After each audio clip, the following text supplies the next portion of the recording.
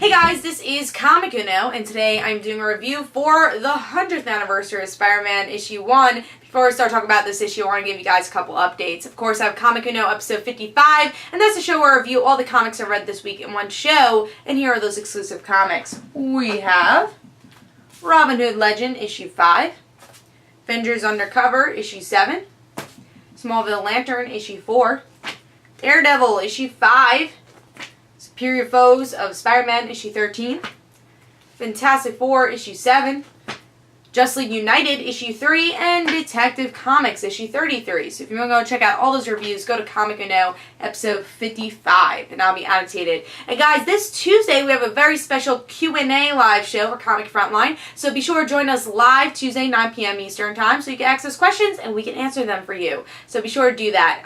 Also, this Saturday we have Media Madness. We're going to be talking about all Netflix original programming, so that should be a really fun show too, so be sure to check that out. But let's talk about the 100th anniversary of Spider-Man, issue 1. I hated, I didn't like the Fantastic Four 100th anniversary. I didn't know where it was going, and they confused me with part 8 of another, this is Great Power, part 8 of 8. Same thing they did for the Fantastic Four. But we learned it's kind of like a gimmick that was like, oh, well, this is a, 25 years from now. They're in the middle of a story arc. We want to show you a story that's 25 years from now.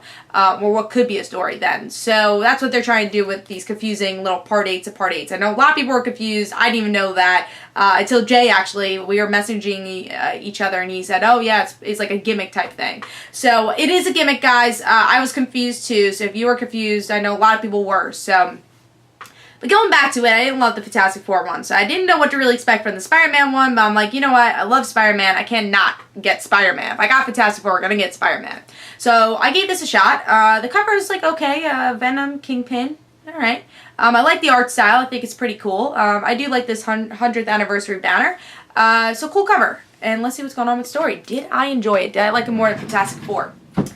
So with this issue, we get to see that Spider-Man is trying to defeat Kingpin Venom, and Venom was actually created by the Kingpin. Him and Eddie Brock, I guess, was in some sort of partnership because Eddie Brock was good, and we get to see that Peter was in a relationship with Mary Jane at some point.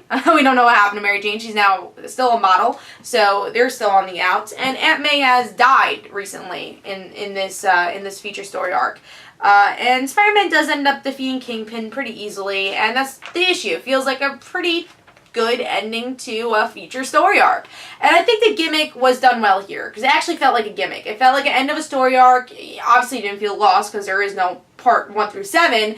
But it felt like you went 25 years into the future and found a Spider-Man issue. I mean, the art's a little bit stylized. It felt a little anime-ish, actually, with the facial expressions. But I did like the art style. I think it fit pretty well. I like the coloring, especially for the series. And I had fun with it, trying to find out, piece together what is going on in the future Spider-Man universe. Still, Peter and Mary Jane are not together. Aunt May dying. How does Peter feel about this? People know Peter's identity.